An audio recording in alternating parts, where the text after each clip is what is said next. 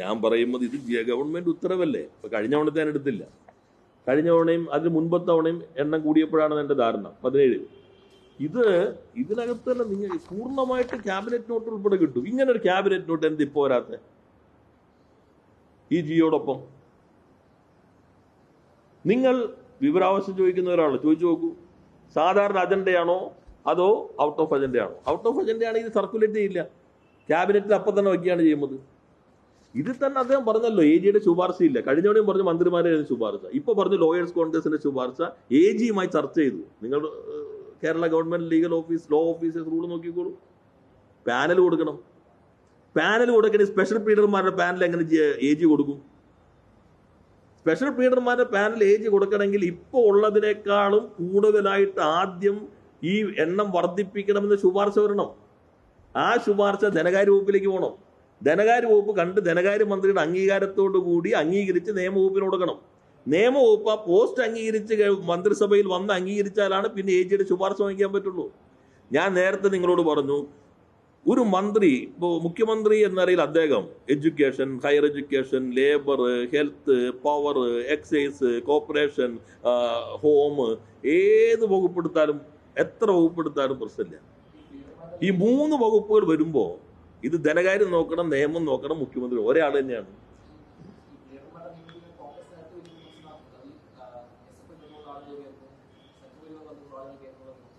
അല്ല, അതിലെന്ന് വെച്ചാൽ പല അഭിപ്രായങ്ങളും ഉണ്ടാവുമല്ലോ. ഈ അഭിപ്രായങ്ങളെല്ലാം നോക്കിയിട്ട് എ ജിയാണ് ചട്ടപ്രകാരം ശുപാർശ നൽകേണ്ടത്. മന്ത്രിമാർക്ക് ശുപാർശ നൽകാൻ അധികാരമില്ല. മുഖ്യമന്ത്രിക്ക് തന്നെ ഇന്നാളെ വയ്ക്കണമെന്ന് അങ്ങോട്ട് പറയാൻ പറ്റില്ല. ആ ശുപാർശ വരുമ്പോൾ അതിൽ നിന്ന് ഞങ്ങളുടെയൊക്കെ സമയത്ത് ആ ശുപാർശ എനിക്ക് ഓർമ്മയുണ്ട്, എ ജി തന്നെ പറയും ഇന്നെ ആളുകളായിരിക്കും കുറെ കൂടി പരിഗണിക്കാവുന്നത്. അത് വെച്ചിട്ട് മുഖ്യമന്ത്രിക്ക് അയക്കും. മുഖ്യമന്ത്രി ക്യാബിനറ്റ് വയ്ക്കാൻ പറഞ്ഞാൽ ക്യാബിനറ്റ് ചർച്ച ചെയ്തിട്ട് അതിൽ ആരൊക്കെ വേണമെന്ന് ക്യാബിനറ്റ് കളക്റ്റീവായി തീരുമാനിക്കുകയും ചെയ്യാം. അല്ലാതെ ലോയേഴ്സ് കോൺഗ്രസിന് അധികാരമില്ല, മന്ത്രിമാർക്ക് അധികാരമില്ല, വേറെ അദ്ദേഹം പറഞ്ഞ KSC യൂണിറ്റിനും അധികാരമില്ല. ബാക്കി എല്ലാ ഘടകങ്ങളും പരിശോധിക്കും. അത് എ ജിയെ പരിശോധിക്കണ്ടേ? പൂർണ്ണമായിട്ടും സത്യപ്രതിജ്ഞാ ലംഘനം തന്നെ നടത്തിയെന്ന് അദ്ദേഹം പരസ്യമായി പറഞ്ഞ് എന്ത് ചെയ്യും? അല്ല, ഇപ്പൊ വന്നല്ലേ ഉള്ളൂ. ഇപ്പൊ അദ്ദേഹം പരസ്യമായി പറഞ്ഞേക്കല്ലേ ഈ ലോയേഴ്സ് കോൺഗ്രസിന്റെ ഇത് വെച്ചിട്ടാണ് വന്നിരിക്കുമ്പോഴെന്ന്. പ്രീതിയോ ഇതൊന്നും കൂടാതെ വേണ്ടേ ഇത് നിർവഹിക്കാൻ? പേരുകളൊക്കെ വരും, അതൊക്കെ പലതരത്തിൽ വരാം, ചർച്ചകളൊക്കെ ചെയ്യാം. പക്ഷെ അതിൻ്റെതായ നടപടിക്രമങ്ങൾ പൂർണ്ണമായിട്ടും പാലിക്കണ്ടേ?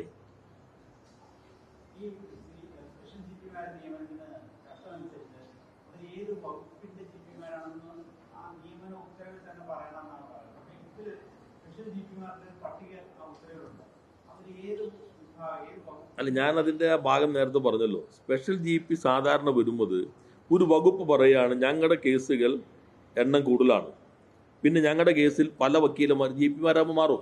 ഇപ്പം ഇന്ന് വരുന്ന ആളാകണമെന്നില്ല, അടുത്ത ദിവസം വരുന്നത് അങ്ങോട്ടും ഇങ്ങോട്ടും മാറിയെന്ന് വരാം. ഒരേ GP ഈ വിഷയത്തിൽ പ്രാവീണ്യമുള്ള ആൾ തന്നെയാണ് വരേണ്ടത് എന്ന അഭിപ്രായം ഉണ്ടെങ്കിൽ അവർ ഗവൺമെൻറ് ശ്രദ്ധയിൽപ്പെടുത്തും. ഗവൺമെൻറ് AG ക്ക് അയക്കും. AG അപ്പോൾ അവരുടെ അഭിപ്രായം അറിയിക്കും. അതിൻ്റെ അടിസ്ഥാനത്തിൽ പോസ്റ്റ് ക്രിയേറ്റ് ചെയ്യണമെങ്കിൽ പോസ്റ്റ് ക്രിയേറ്റ് ചെയ്യും. ഞാൻ ഞങ്ങളുടെ കാലത്തെ അനുഭവം പറഞ്ഞല്ലോ. എഡ്യൂക്കേഷൻ വേണമെന്ന് ഞാൻ പറഞ്ഞു ഇൻഡസ്ട്രിയിൽ നിന്ന് എടുത്തോ, വെറുതെ ചിലവ് കൂട്ടണ്ട. ഇൻഡസ്ട്രിയുടെ പ്ലീഡറുടെ പോസ്റ്റ് സ്പെഷ്യൽ പ്ലീഡർ ഇൻഡസ്ട്രിയും ഉള്ളത് സ്പെഷ്യൽ പ്ലീഡർ എഡ്യൂക്കേഷനാക്കി മാറ്റി, ജനറൽ എഡ്യൂക്കേഷനാക്കി. പിന്നെ ആ വയ്ക്കുന്ന വക്കീല് ആ മേഖലയ്ക്കകത്ത് പ്രാവീണ്യമുള്ള ആളായിരിക്കണമെന്നതുകൂടി കണക്കിലെടുത്തിട്ടാണ് സ്പെഷ്യൽ വരുന്നത്. ഈ സ്പെഷ്യൽ പ്ലീഡർ എന്ന് പറഞ്ഞാൽ 60 വയസ്സ് കഴിഞ്ഞാലും തുടരാം. അപ്പം ഇവർക്ക് ഇപ്പോൾ 60 വയസ്സ് കഴിഞ്ഞ ആളുകളെ നിയമിക്കണം, അല്ലെങ്കിൽ കുറച്ചുകൂടി സീനിയറായ ആളുകളെ കൂടി ഉൾപ്പെടുത്താൻ വേണ്ടിയുള്ളൊരു ശ്രമം ഇതിനകത്ത് വന്നു. ഞങ്ങളുടെ മുൻപിലും റിട്ടയർ ചെയ്യുമ്പോൾ വരാറുണ്ട്. ഇപ്പോൾ സീനിയറായ ഒരാൾ 60 കഴിയുമ്പോൾ റിട്ടയർ ചെയ്യും, അല്ലെങ്കിൽ GP ആയ ഒരാൾ 60 കഴിയുമ്പോൾ റിട്ടയർ ചെയ്യും. അപ്പോൾ സ്വാഭാവികമായിട്ടും നിവേദനങ്ങൾ AG ക്ക് വരും, ഗവൺമെൻറ് പല രീതിയിൽ വരും. ഇതൊന്ന് സ്പെഷ്യൽ GP പോസ്റ്റായിട്ട് ഉയർത്തണം എന്നൊക്കെ പറഞ്ഞ നിവേദനങ്ങൾ വരാം. പക്ഷെ ഞങ്ങൾ അതിനനുസരിച്ച് ഉയർത്തിയിട്ടില്ല.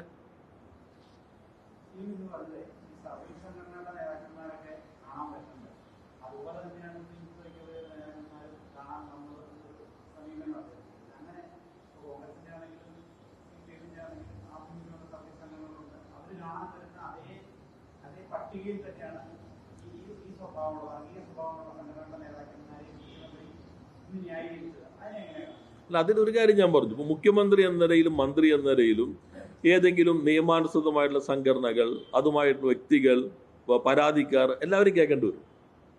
അത് വന്നാൽ കാണാനും തെറ്റില്ല. പക്ഷേ നിങ്ങളുടെ സമീപനം എന്തായിരുന്നു? മുഖ്യമന്ത്രി പ്രധാനമന്ത്രി ഔദ്യോഗികമായി കണ്ടാൽ പോലും ഡീലാണ് എന്ന് പറഞ്ഞ ആളുകൾ പരവതാനി വിളിച്ച് സ്വീകരിക്കുന്നു. എന്നാൽ മറുവശത്ത് ഇപ്പോൾ NSSന്റെ ജനറൽ സെക്രട്ടറി പറഞ്ഞു അദ്ദേഹത്തിന് അപ്പോയിൻമെന്റ് കിട്ടിയിട്ടില്ല, KPCC സെക്രട്ടറി പോയിട്ട് കിട്ടിയിട്ടില്ല എന്ന് മാധ്യമങ്ങൾ പറയുന്നു. എന്നാൽ ഇവർക്ക് മാത്രം കിട്ടുകയും ചെയ്യുന്നു. അവരെ കാണുന്നതിലൊന്നും മുഖ്യമന്ത്രി എന്ന നിലയിൽ, മന്ത്രി എന്ന നിലയിൽ എൻ്റെ അടുത്തേക്ക് ഒരു വ്യക്തി വരുന്നു, അല്ലെങ്കിൽ ഒരു സംഘടന വരുന്നു, അവരെല്ലാം നമ്മൾ കാണേണ്ടി വരും. നമ്മൾ ആ സമയത്ത് അപ്പോയിൻമെന്റ് കൊടുത്തും കാണേണ്ടി വരും, അല്ലാതെ നിവേദനമായി വന്നാലും കാണേണ്ടി വരും. പക്ഷെ ഇതുവരെ ഇതിനെയാണ് മലക്കം മറിച്ചിൽ എന്ന് പറയുന്നത്. നേരത്തെ മുഖ്യമന്ത്രി ആയിരുന്നയാൾ പ്രധാനമന്ത്രി കണ്ടാലും, മുഖ്യമന്ത്രി ആയിരുന്നയാൾ ആഭ്യന്തരമന്ത്രി കണ്ടാലും ഡീൽ ഡീൽ ഡീൽ എന്ന് പറഞ്ഞ ആളുകൾ പരവതാനി വിളിച്ച് സ്വീകരിക്കുന്നതിനെ തെറ്റ് തിരുത്തലാണെങ്കിൽ കൊള്ളാം, അത്രേ ഉള്ളൂ.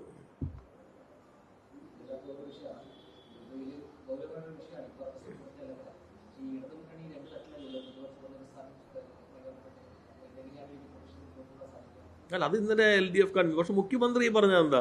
നിങ്ങൾ ചോദിക്കുകയാണ് KPCC പ്രസിഡന്റ് എന്താവും, അപ്പൊ അവര് പ്രതിപക്ഷ ഉപനേതാവിനെ തീരുമാനിക്കട്ടെ. അതൊന്നും മുഖ്യമന്ത്രി പറയേണ്ട കാര്യമാണോ? തർക്കങ്ങൾ എല്ലായിടത്തും. അപ്പൊ ഞങ്ങൾക്കിടയിൽ തർക്കമുണ്ട്, നിങ്ങൾ അപ്പൊ അവർക്കിടയിൽ തർക്കമാണോ?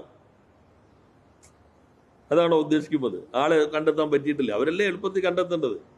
പ്രതിപക്ഷ ഉപനേതാവിനെ സംബന്ധിച്ചുള്ള ഇപ്പൊ നിലനിൽക്കുന്ന പ്രശ്നങ്ങളിൽ ഇന്നലെ LDFന്റെ കൺവീനർ CPI സെക്രട്ടറിയുമായി സംസാരിച്ചതിന് ശേഷം കൺവീനർ തന്നെ ഒരു അഭിപ്രായം പറഞ്ഞിട്ടുണ്ട്, സെക്രട്ടറി പറഞ്ഞിട്ടുണ്ട്. അപ്പൊ അത് നിൽക്കുക, അവരാണല്ലോ അത് കൈകാര്യം ചെയ്യുന്നത്.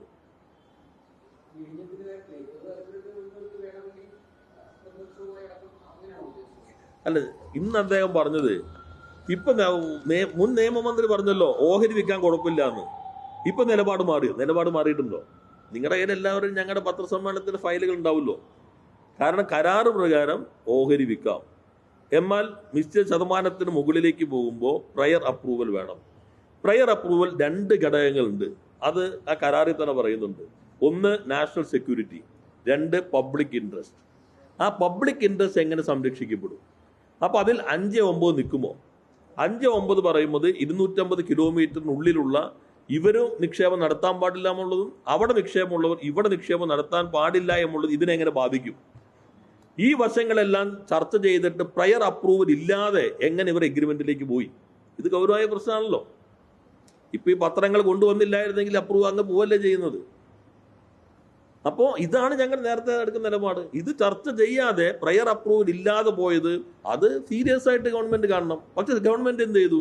ഞങ്ങൾ അറിയിച്ചില്ല എന്നാണ് കത്ത് കൊടുത്തത്. അറിയിക്കാമുള്ളതല്ല, അപ്രൂവലും അല്ല, പ്രയർ അപ്രൂവലാണ്.